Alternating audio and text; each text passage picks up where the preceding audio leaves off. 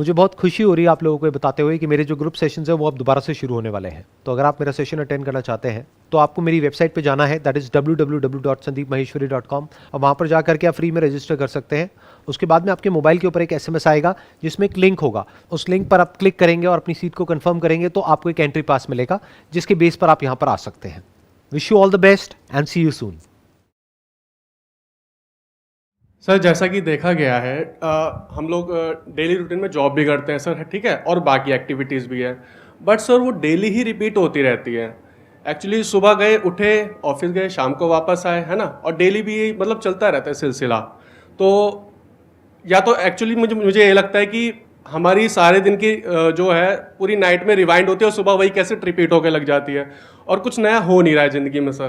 तो मुझे लगा कि आपसे ये क्वेश्चन पूछना चाहिए कि मतलब आप इस पर थोड़ी सी एक्सप्लेनेशन तो दें सर प्लीज़। शादी हो गई है क्या आपकी? नहीं सर, बिल्कुल अभी नहीं हुआ सर। तो कुछ नया क्यों नहीं हो रहा है आपकी जिंदगी में? कुछ हो ही नहीं रहा है नया। प्लीज़ सर इस पर 5 मिनट्स की एक्सप्लेनेशन तो जरूर दीजिए आप। हाँ, नहीं ठीक है, 5 मिनट जैसी हो जाए मुझे बता देना। Please sir, thank you so much. हाँ, प्लीज हैव अ सीट।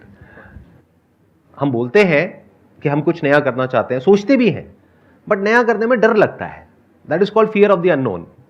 कि अगर आपकी लाइफ बुरी से बुरी भी है तो जैसी भी है नोन है। नोन मतलब होता है आपको पता है कि क्या होने वाला है सुबह उठने के बाद में, और कहां जाना है, कहां से वापस आना है, किससे मिलना है, किससे नहीं मिलना है, सब कुछ पता है। जैसे ही कुछ नया करते हो तो वहां पे रिस्क होता है। फॉर एग्जाम्पल आप मेट्रो में जा रहे हो, उसी रूट से जा रहे हो, आपको कौन रोक रहा है? अपने साथ में कोई है उससे बात करने से।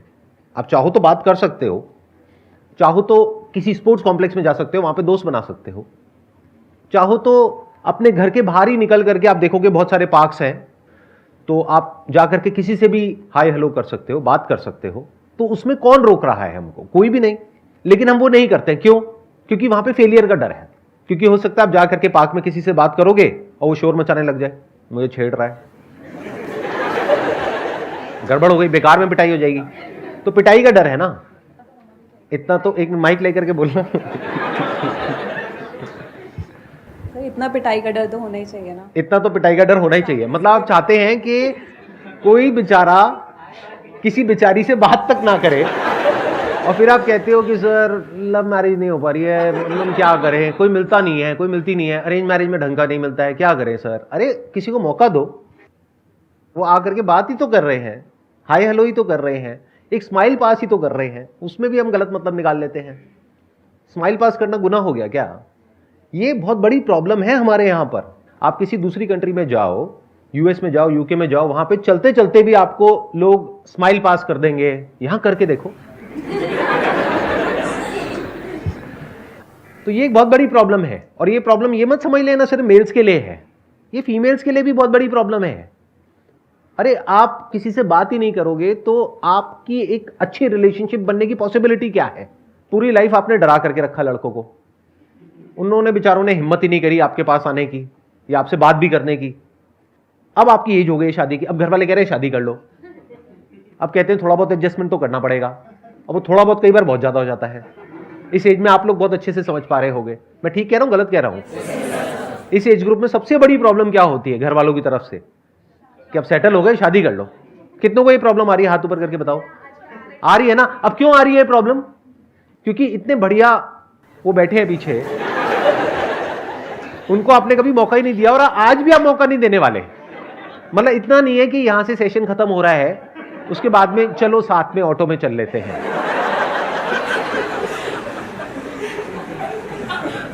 आज पक्का मिलेगा।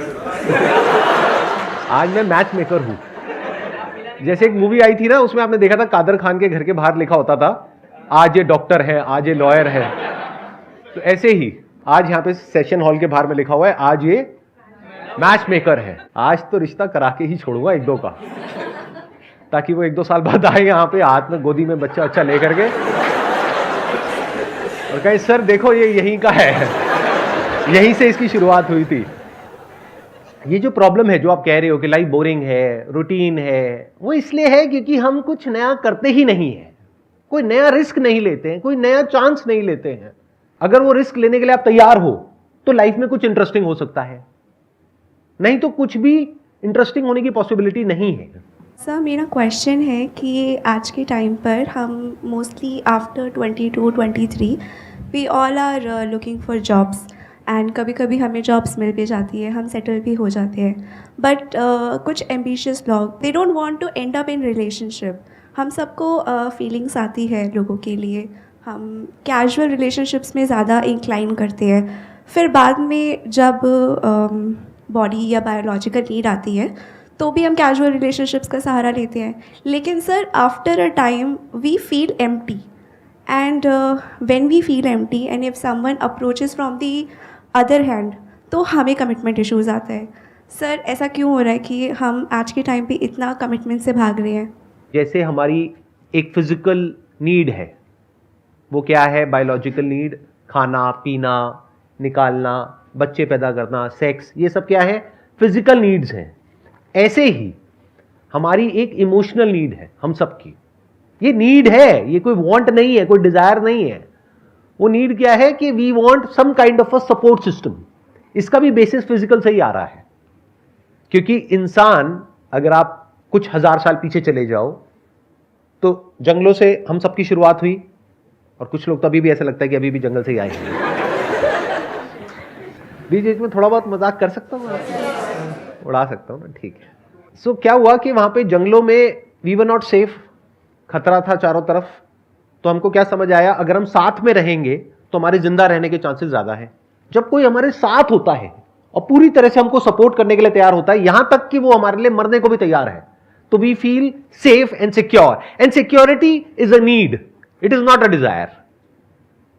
ऐसे ही रिलेशनशिप में एक स्टेबिलिटी होना, कोई ऐसा इंसान होना जो हमारे साथ हमारे पेरेंट्स के बाद भी रहे, ये कोई डिजायर नहीं है, नीड है। बट इसको हम समझ नहीं पाते हैं। क्यों? क्योंकि कभी हमने बोर्डम को फेस नहीं किया है, लोनलीनेस को एक्चुअल में नहीं देखा है अपने अंदर झांक करके। कभी देखना है तो 3-4 दिन के लिए कहीं बाहर चले जाओ और जा करके सिर्फ बैठ जाओ 3 दिन के लिए, कोई मोबाइल लेकर के नहीं जाना है। तब आपको समझ आएगा अकेलापन होता क्या है। आज क्या है? आज आप बिजी हो। किस में बिजी हो? रैट रेस में बिजी हो। रैट रेस क्या है? पैसा कमाने की रैट रेस, जो खत्म हो ही नहीं सकती। इस रैट रेस को जीत भी गए तब भी रैट के रैट ही रहने वाले हो।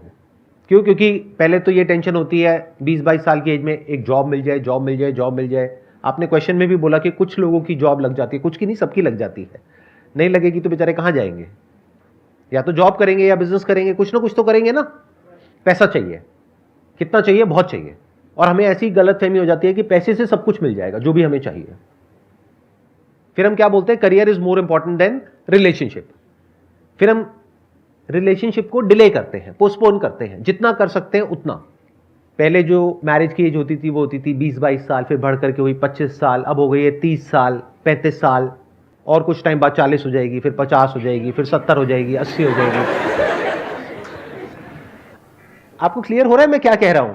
कि इस रैट रेस में आप एक जगह तक पहुंचोगे। वो जगह क्या होगी? 20-30 हजार, 50 हजार, लाख रुपए। तो जिस भी जगह पर आप होगे वो आपको कम लगने वाला है। अभी ज्यादा लग रहा है जब आपकी एज है 18-19 साल, 20 साल। देखो अभी प्रैक्टिकली देखते हैं, यहां पर जो एज ग्रुप है वो है 20 से 30 साल की। तो जो 20-21 साल वाले होंगे उनको लग रहा होगा कि अगर हमारे को एक 20-30 हजार की भी जॉब मिल जाए तो लाइफ सेट हो जाएगी। यहां कितने हैं जिनकी ऑलरेडी जो जॉब है वो 30-40 हजार, 50 हजार रुपए से ऊपर की है? हाथ ऊपर करिए।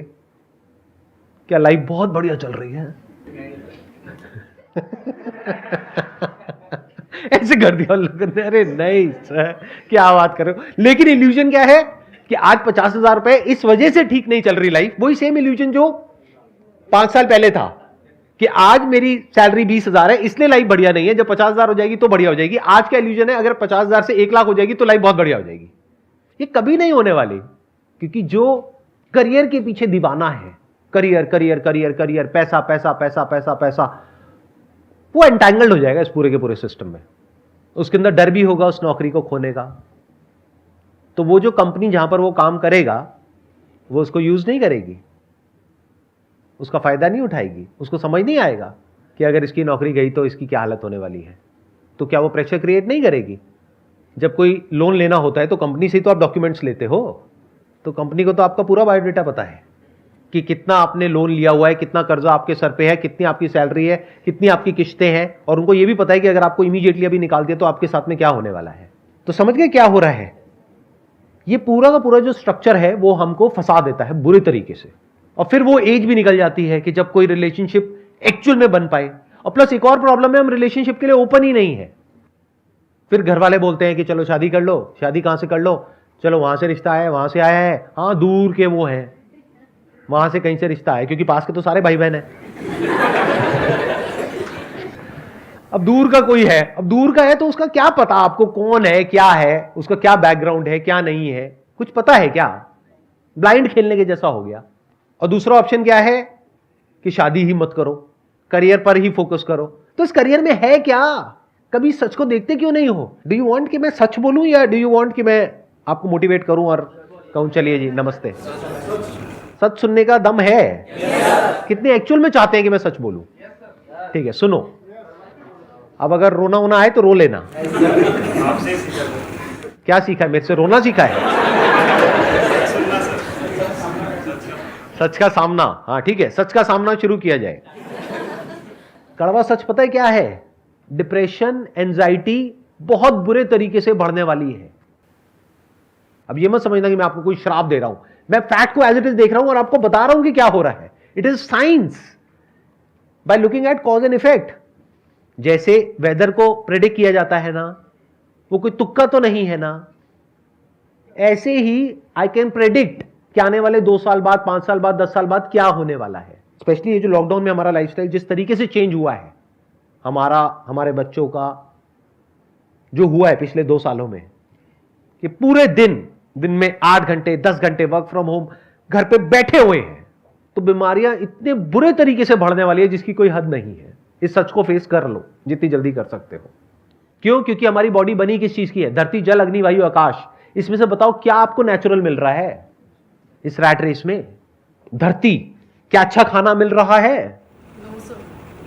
ऐसा खाना जिसको आप खाओ तो अंदर से एनर्जी बढ़ जाए, बिल्कुल फ्रेश, ऐसा तो नहीं है ना? ये सच है या मेरी कोई इल्यूजन है? मैं हवा में तो बातें नहीं कर रहा ना। धरती, जल, पानी बहुत अच्छा है क्या? किसी नदी में से निकाल करके पी रहे हो? पाइपलाइन से आ रहा है, उस पाइपलाइन में बहुत सारे केमिकल्स डाले जाते हैं ताकि उसमें बैक्टीरिया और वायरसेस पैदा ना हो।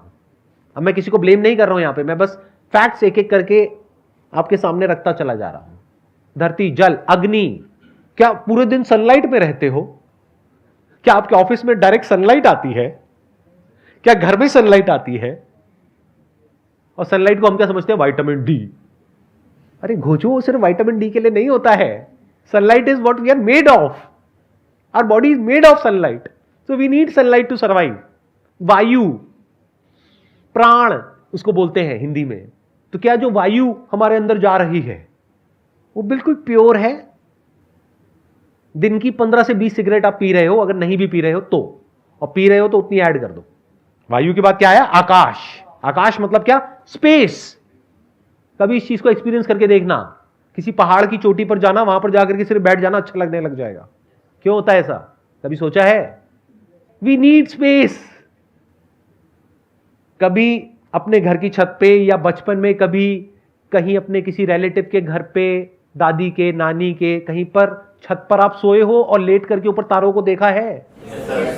कैसा लगता है? ऐसा कुछ होता है दिल्ली में? दिल्ली में भगवान बचाए आपको। तो क्या प्योर है आपकी लाइफ में? बताओ तो सही। और फिर ये कैसे एक्सपेक्ट कर सकते हो कि ब्रेन ठीक काम करेगी? माइंड क्या होता है जिसको माइंड बोलते हैं? पॉजिटिव सोचो, पॉजिटिव सोचो। घर वालों को अगर आप जाकर के बोलोगे ना मेरे को डिप्रेशन हो गया, एंजाइटी हो गई, वो कहेंगे अरे ये सब कुछ नहीं होता, तेरे मन का वहम है, और आप मान भी लेते हो। तो वो भी बेवकूफ, आप भी बेवकूफ। अरे ये जो डिप्रेशन है, एंजाइटी है, इसका फिजिकल बेसिस है। तो इस रैट रेस के चक्कर में हुआ क्या है कि हमारी बॉडी पूरी तरीके से ट्रैप्ड है, चारों तरफ से हम फंस चुके हैं। बीमारियां अनलिमिटेड हैं जो अभी हमें पता नहीं है, क्योंकि अभी उसके इफेक्ट दिख नहीं रहे हैं, अंदर हो चुकी है पैदा। अगर पूरा बॉडी का प्रॉपर चेकअप कराओगे तो बीमारियां नजर आ जाएंगी किस किस तरह की, क्या क्या है, बट दिख नहीं रही है अभी, उसका इफेक्ट नहीं दिख रहा है। जब तक इफेक्ट दिखेगा तब तक लेट हो जाएगा, क्योंकि फिर दवाइयां खानी पड़ेगी, फिर दवाइयों के साइड इफेक्ट्स होंगे। दिख रहा है ना कैसे हम साइकिल में फंस रहे हैं। तो इस साइकिल से बचना is almost next to impossible. तो जब बुरी तरीके से हम फंस जाएंगे चारों तरफ, तब उस पैसे का, उस करियर का करोगे क्या?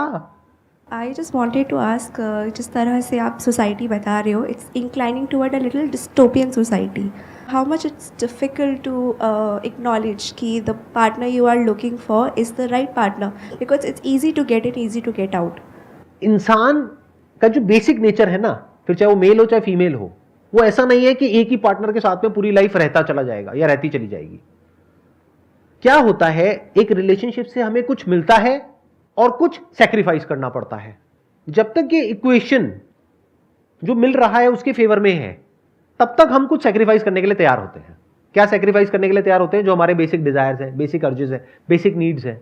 ये मत समझना कि अगर आपकी किसी से शादी हो गई, या पहले के जमाने में भी अगर किसी की, आपके पेरेंट्स की कहीं किसी से आपस में शादी हो गई, तो कभी उनके मन में ये थॉट्स ही नहीं आए, या वो कभी किसी की तरफ अट्रैक्ट ही नहीं हुए।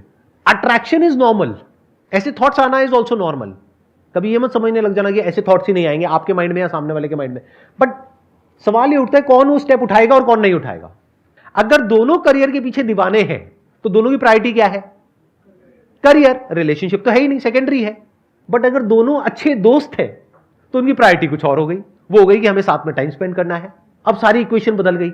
अब इस रिलेशनशिप में जो दोनों पार्टनर्स हैं, वो अपनी जो अर्जेस हैं, औरों की तरफ जो वो अट्रैक्ट हो रहे हैं, उसको सैक्रिफाइस करने के लिए तैयार हो जाएंगे।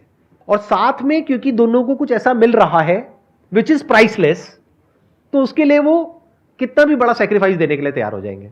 आप समझ रहे हो? मतलब it is basically an equation. ऐसा कभी भी नहीं था कि अट्रैक्शन नहीं था। इसका प्रूफ यह है कि पहले के जमाने में, आज से 100 साल 500 साल पीछे आप चले जाओ, कुछ राजा महाराजा होते थे, उनकी 100 बीवियां होती थी। और ऐसे कुछ कंट्रीज आज भी हैं जहां पे कुछ फीमेल्स हैं, उनके इतने हस्बैंड्स होते हैं, मल्टीपल हस्बैंड्स होते हैं। तो दोनों ही तरफ है अर्जिस। तो ये मत समझना कि आज कुछ अलग हो रहा है। जैसे आप जानवरों को देखेंगे तो बायोलॉजिकली हम में और बंदरों में ज्यादा फर्क नहीं है। तो क्या बंदर एक ही पार्टनर के साथ रहते हैं पूरी लाइफ? नहीं रहते। तो इंसान कैसे रहेगा?